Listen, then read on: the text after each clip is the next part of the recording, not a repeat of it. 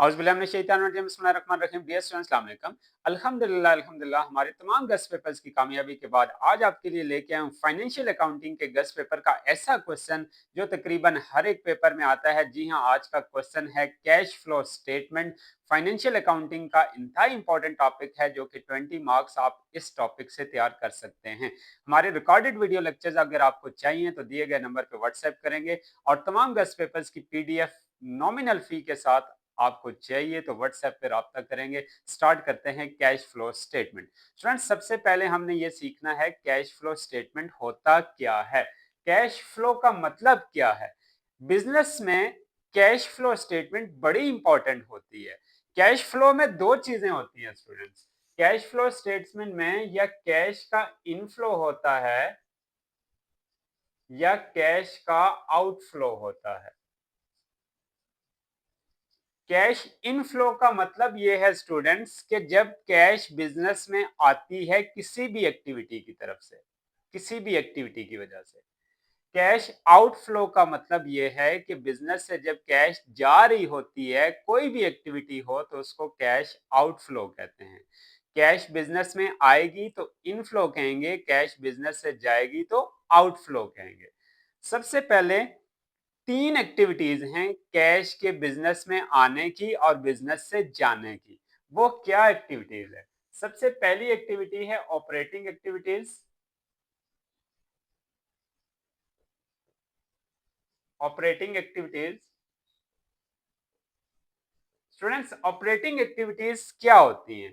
Cash from business activities, cash from daily, cash from daily business, यानी इसको operating activities कहते हैं।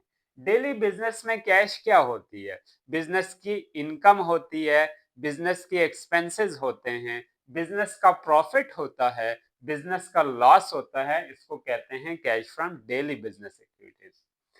दूसरा टॉपिक इसमें हम सीखेंगे students, investing activities. Investing activities. अब स्टूडेंट्स, इन्वेस्टिंग एक्टिविटीज क्या होती हैं जिसमें कैश फ्रॉम, किस तरह का कैश आ सकता है या जा सकता है? कैश फ्रॉम सेल एंड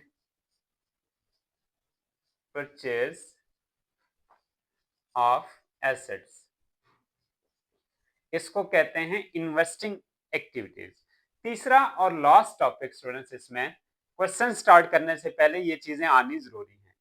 तीसरा है फाइनेंसिंग एक्टिविटीज। फाइनेंसिंग एक्टिविटीज क्या होती हैं स्टूडेंट्स? बिजनेस या तो लोन रिसीव करेगा या तो बिजनेस लोन पे करेगा, तो ये कैश फ्रॉम फाइनेंसिंग एक्टिविटीज होती है। या बिजनेस का कोई डिविडेंड होगा, डिविडेंड प्रॉफिट ऑन शेयर्स को कहते हैं, तो ये फाइनेंसिंग एक्टिविटीज है। अब जैसे मैंने कहा कैश फ्लो स्टेटमेंट में जो जरूरी चीजें हैं वो कैश का इनफ्लो है। जब कैश का इनफ्लो होगा तो प्लस करेंगे, या कैश का आउटफ्लो होगा तो उसको माइनस करेंगे। बिजनेस में कैश किसी भी वजह से आएगी तो कैश फ्लो स्टेटमेंट में हम इसको ऐड करेंगे। बिजनेस से कैश किसी भी वजह से जाएगी यानी आउटफ्लो होगा तो कैश फ्लो स्टेटमेंट में से माइनस करेंगे। फॉर एग्जांपल मैं लिखता हूं rent receive. Rent receive for example इसकी अमाउंट है 10,000, तो रेंट रिसीव है तो बिजनेस में ऐड होगा। इसी तरह से बिजनेस अगर रेंट पे कर रहा है या सैलरी पे कर रहा है, रेंट पेड 5,000, तो ये बिजनेस में यानी कैश फ्लो स्टेटमेंट में से माइनस होगा। लेकिन स्टूडेंट्स कुछ नॉन कैश एक्टिविटीज होती हैं, ये बड़ा इंपॉर्टेंट पॉइंट है, इसको आपने याद रखना है।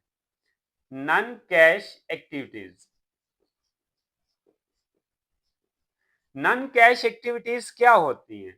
फॉर एग्जाम्पल नॉन कैश में दो चीजें आती हैं नॉन कैश में, एक आते हैं नॉन कैश एक्सपेंसेस और एक होती है नॉन कैश इनकम।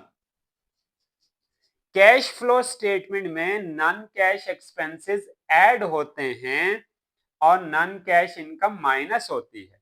थोड़ी देर पहले मैंने आपको बताया कि इनकम कैश फ्लो में ऐड होती है, एक्सपेंसेस माइनस होते हैं, लेकिन ये नॉन कैश एक्टिविटीज में दो चीजें हैं, ये याद रखनी है हमेशा। नॉन कैश एक्सपेंस ऐड होते हैं, नॉन कैश एक्सपेंस होते कौन से हैं बिजनेस के? डेप्रिसिएशन बिजनेस का नॉन कैश एक्सपेंस है, लॉस ऑन सेल बिजनेस का नॉन कैश एक्सपेंस है, दो ही होते हैं। Non cash income gain on sale, कोई चीज बेची या इसको गेन की जगह प्रॉफिट भी लिख सकते हैं, प्रॉफिट ऑन सेल।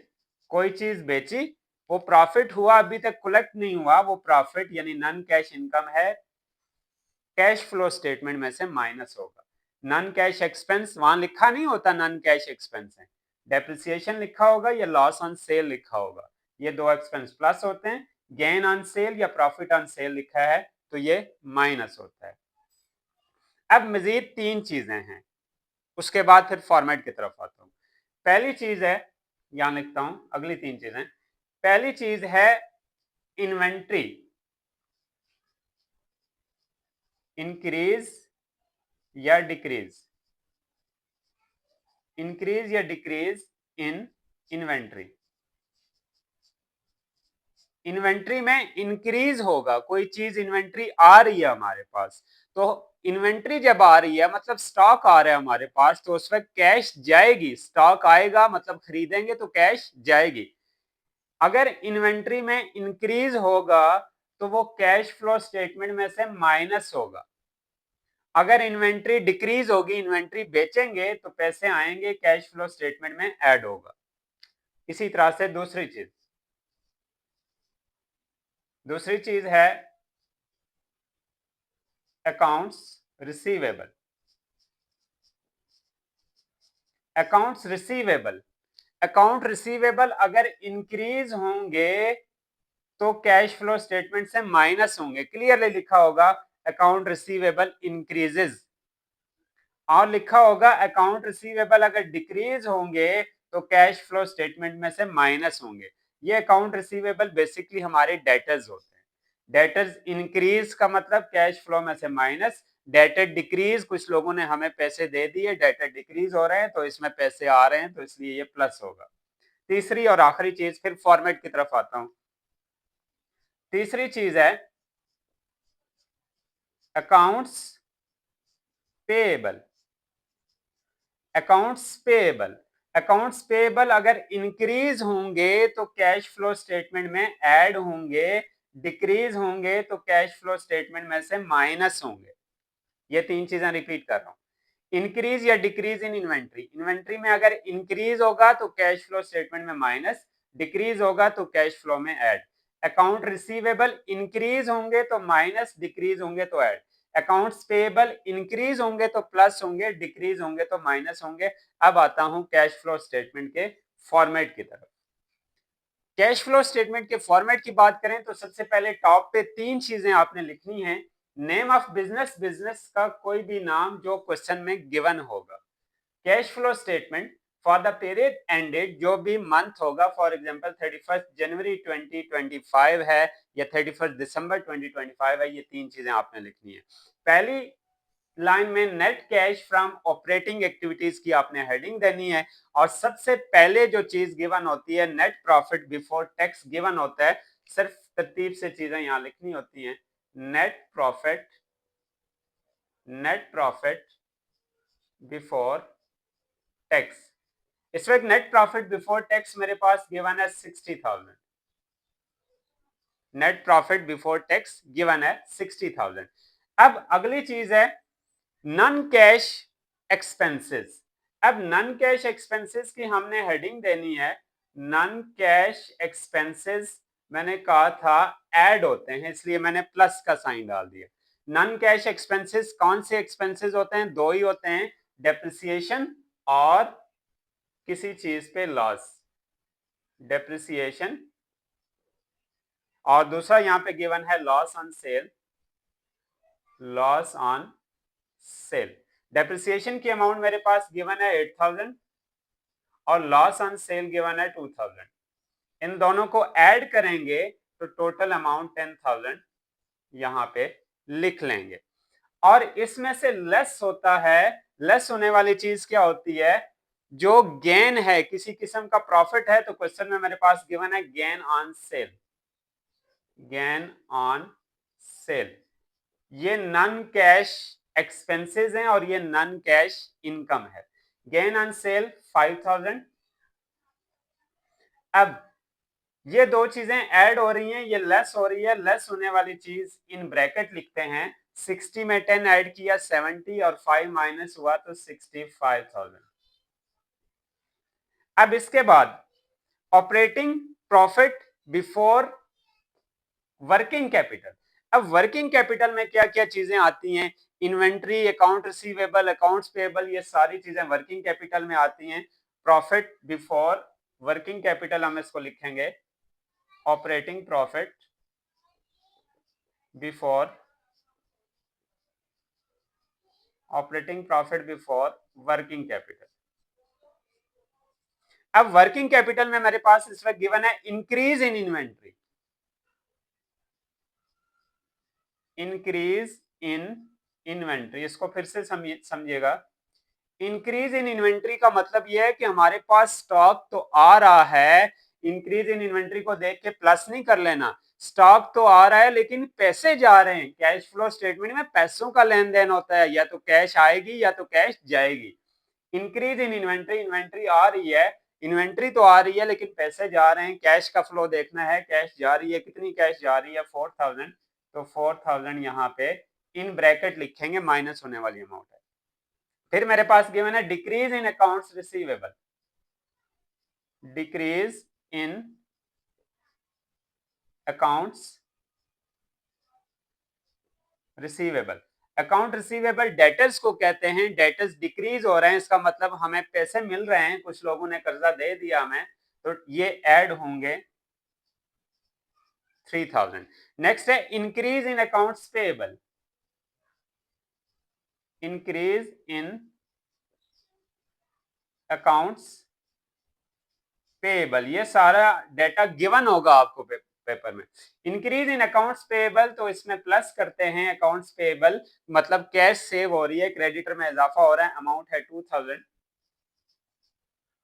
अब 65 में से, यानी ये ऐड लेस करेंगे, यानी 65 में से 4 माइनस करेंगे 61, फिर 5 ऐड करेंगे तो 66,000 हमारे पास बैलेंस आएगा। नेक्स्ट गिवन है सैलरी पेड और टैक्स पेड। सैलरी पेड, पैसे जा रहे हैं सैलरी की वजह से, माइनस होगा टैक्स पेड, टैक्स पे हो रहा है और ये भी माइनस होगा। सैलरी है 12,000 और टैक्स है 6000। माइनस होने वाली चीजें ब्रैकेट में लिखेंगे, इनको माइनस किया और ये अमाउंट आ जाएगी 48,000। 48,000 इसको कहेंगे net cash from operating activities, net cash from operating activities. Operating activities से ये कैश आया। अब नेट कैश फ्रॉम इन्वेस्टमेंट या इन्वेस्टिंग अपर, नेट कैश, यही क्वेश्चन आगे शुरू होता है, net cash from investing activities. Investing activities क्या क्या इस वक्त मेरे पास क्वेश्चन में गिवन है? दो चीजें गिवन है इन्वेस्टिंग एक्टिविटीज में, assets, sale of machinery, sale of machinery. Sale of machinery की अमाउंट मेरे पास गिवन है 10,000 और इंटरेस्ट गिवन है मेरे पास, इंटरेस्ट भी इन्वेस्टिंग एक्टिविटीज में आता है। इंटरेस्ट गिवन है मेरे पास 2000, इन दोनों को ऐड करेंगे तो ये आ जाएगा 12,000। नेक्स्ट जो डेटा मेरे पास गिवन है उसके मुताबिक net cash from financing activities, net cash from financing activities. Financing activities मेरे पास इस वक्त गिवन है क्वेश्चन में लोन और डिविडेंड। लोन और डिविडेंड दो चीजें गिवन हैं, लोन डिविडेंड दो चीजें इस वक्त मेरे पास गिवन है और ये दोनों चीजें पेड हो रही हैं। लोन भी पे हो रहा है और डिविडेंड भी कंपनी पे कर रही है। अमाउंट है 7,000 और 3,000 और ये दोनों अमाउंट आएगी 10,000। अब इसको मैं ब्रैकेट में इसलिए लिख रहा हूं कि ये चीजें पे हो रही हैं। अब टोटल कैश फ्लो यहां पे हम निकालेंगे, टोटल कैश फ्लो यानी तमाम जो हमने स्टेटमेंट बनाई उसका निचोड़ क्या होगा। इस वक्त हमारे पास अगर इसको मैं नाम दे दूं ए का कि net cash from operating activities और इसको नाम दे देता हूं बी का net cash from investing activities, इसको नाम दे देता हूं सी का net cash from financing activities. तो इस वक्त ए प्लस बी और सी चूंकि नेगेटिव है तो माइनस सी करूंगा। अगर ये प्लस में चीजें हो रिसीव हो रहे हैं तो प्लस करेंगे, ठीक है। ए हमारे पास है 48,000 प्लस बी का बैलेंस है 12,000 और सी में चूंकि दोनों चीजें पे हो रही हैं ये बैलेंस है हमारे पास 10,000।